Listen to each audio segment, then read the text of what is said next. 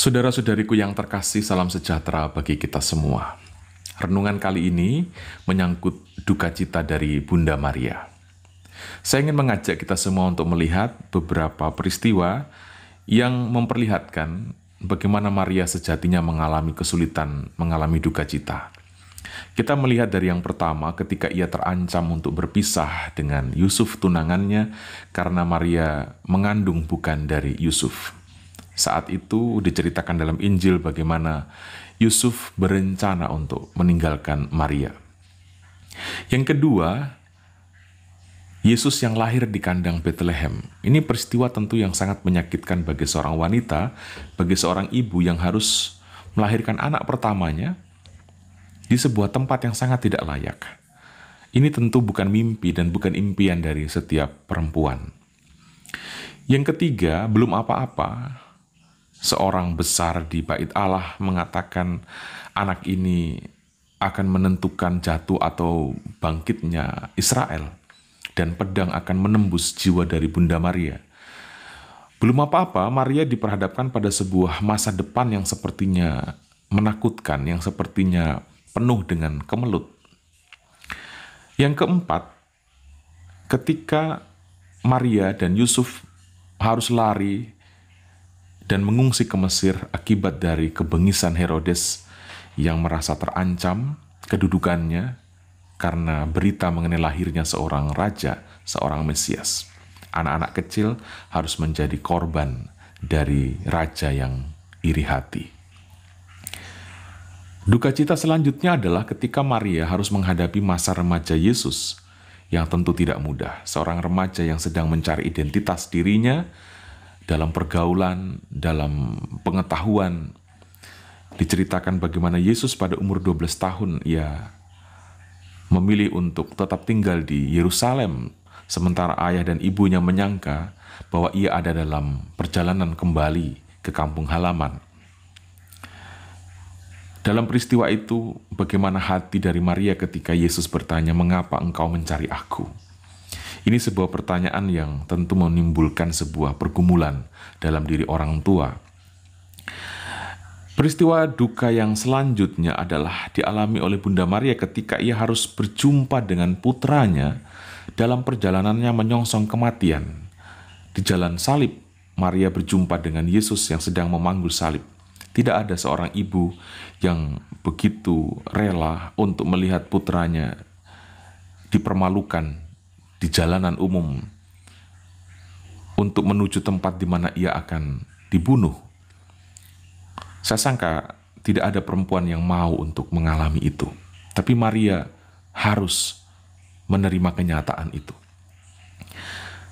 Duka cita selanjutnya adalah ketika Maria berdiri di bawah kaki salib Yesus. Dan Maria harus menyaksikan sendiri anaknya merintih kesakitan di atas salib itu.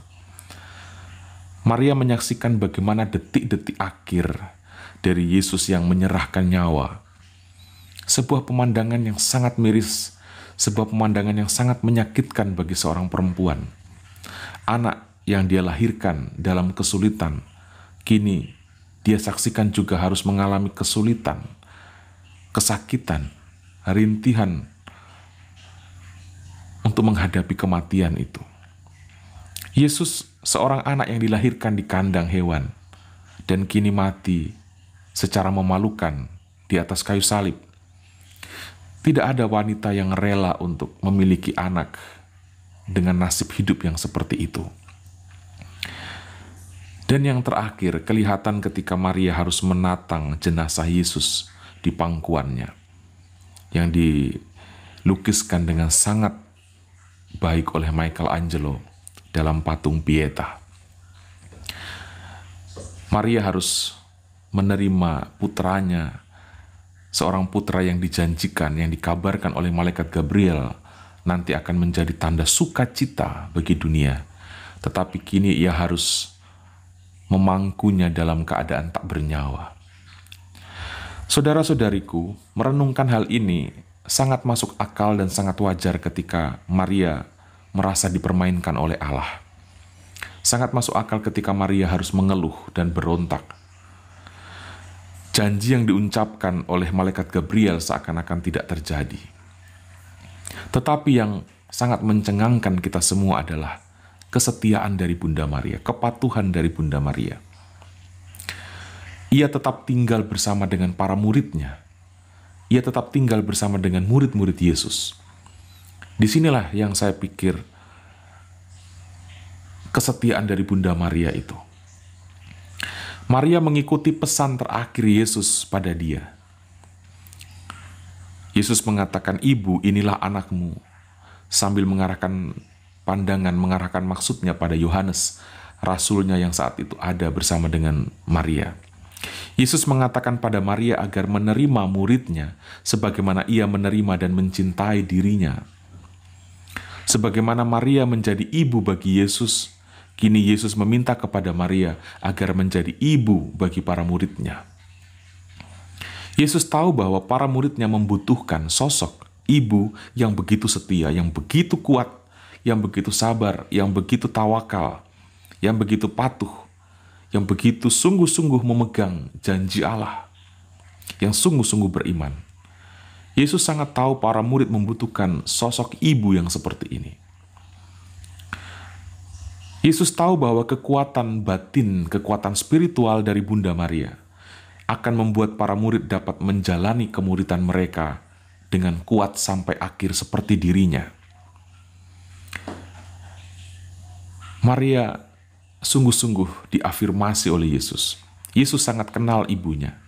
Kekuatan batin dari Bunda Maria turut memberi kekuatan pada diri Yesus itu. Disinilah pentingnya, saudara-saudari, relasi kita bersama dengan Bunda Maria. Kalau kita murid Yesus, tetapi relasi kita dengan Bunda Maria tidak ada, kita tidak bisa sungguh-sungguh menjalani kemuridan ini dengan baik, sebagaimana jalan hidup dari Yesus. Yesus mengafirmasi, Yesus meneguhkan kehadiran dari Bunda Maria bagi dunia, bagi kekristenan, bagi para muridnya. Afirmasi Yesus atas Bunda Maria dinyatakannya dengan pengangkatan Maria sebagai ibu bagi para muridnya dan pengangkatan para muridnya sebagai anak bagi Maria. Inilah afirmasi Yesus terhadap Bunda Maria. Nah, saudara-saudari, ada beberapa hal yang saya sangka yang juga bisa kita renungkan dari perayaan duka cita Maria ini. Yang pertama, untuk menjadi tanda sukacita bagi sesama, bagi dunia, kita harus rela untuk mengalami duka cita. Nah, ini bertentangan dengan pola umum dan pola pikir dunia, di mana ketika kita ingin bersuka cita, bila perlu kita membuat orang berduka cita. Seringkali jalan sukacita adalah dengan menciptakan duka cita bagi orang lain. Tidak sedikit orang yang bersuka cita di atas duka cita orang lain, bahkan mengambil keuntungan atas penderitaan orang lain. Nah, ajaran kekristenan melalui renungan bersama dengan Bunda Maria mengajarkan pada kita bahwa untuk menghadirkan kegembiraan bagi sesama, kita harus rela untuk mengalami kesulitan. Dalam arti lain, hal ini menegaskan tentang pengorbanan. Untuk menghadirkan kegembiraan, kita butuh kerelaan untuk berkorban. Tidak bisa tidak. Untuk menghadirkan kegembiraan, bukan dengan jalan mengorbankan orang lain, tetapi dengan jalan kerelaan diri untuk berkorban. Yang kedua, kita perlu bertanya menyangkut apa yang kita perjuangkan dalam hidup ini. Kalau kita memperjuangkan kenyamanan diri, kalau kita memperjuangkan kebahagiaan diri, kalau kita memperjuangkan sukacita diri, maka kita akan mengalami jalan buntu untuk menghadirkan keselamatan, jalan buntu untuk menghadirkan sukacita bagi orang lain, bagi sesama. Tidak jarang orang beragama, tidak jarang orang beriman untuk cari nyaman. Beriman dan beragama untuk cari aman. Beragama dan beriman sekedar untuk memanfaatkan Allah demi perjuangan kenyamanan pribadinya. Jadi Allah itu bukan prioritas. Allah itu bukan fokus. Allah itu hanya sekedar menjadi alat, menjadi sarana saja untuk kebahagiaan. Itu yang tanpa sadar sering kita buat. Ajaran kekristenan melalui renungan bersama dengan Bunda Maria ini mengajarkan pada kita bahwa tujuan kita beriman, tujuan kita beragama adalah pertama-tama untuk melaksanakan kehendak Allah. Terjadilah padaku menurut perkataanmu. Kita beragama, kita beriman bukan untuk mewujudkan kehendak dan kemauan kita, melainkan untuk mewujudkan kemauan atau kehendak dari Allah. Kalaupun kenyamanan kita harus dikorbankan demi kehendak Allah, itulah kebahagiaan dari seorang yang beriman. Maka menjadi dapat dipahami ketika Yesus berkata, "Berbahagialah kamu yang berduka cita." Sekali lagi, kalaupun kenyamanan kita, kebahagiaan kita harus dikorbankan demi terwujudnya kehendak Allah, itulah kebahagiaan dari seorang yang menyebut diri beriman. Yang ketiga, saudara-saudari, kita dipanggil untuk mempersembahkan diri, untuk memberikan diri dan bukan untuk cari diri, bukan untuk cari hidup, apalagi sekedar numpang hidup di dunia ini. Kita dipanggil mengikuti Yesus bukan untuk cari hidup di dalam Yesus, bukan untuk numpang hidup di dalam Yesus, bukan untuk cari nyaman dan cari aman di dalam Yesus, bukan. Dalam beriman, dalam beragama, kita bukan mencari kesehatan misalnya. Kita bukan mencari kekayaan. Kita bukan menghindari sakit. Kita bukan menghindari kemiskinan. Beriman dan beragama yang sejati adalah kita mempersembahkan sehat kita, kita mempersembahkan sakit kita untuk kepentingan Allah. Supaya kita bisa menghasilkan sesuatu yang positif, kita bisa memproduksi sesuatu yang positif karena kesehatan kita ataupun karena penyakit kita. Orang sehat atau orang sakit, dua-duanya bisa menjadi berkat. Tetapi itu hanya mungkin ketika pikiran dan arah hidup kita bukan melulu untuk diri kita sendiri. Kekayaan atau kemiskinan tetap bisa menjadi berkat. Entah kita kaya atau kita miskin, kita tetap bisa menjadi berkat. Tetapi sekali lagi, arahnya adalah ketika kita tidak hanya berpikir untuk diri kita sendiri. Kita mempersembahkan kekayaan.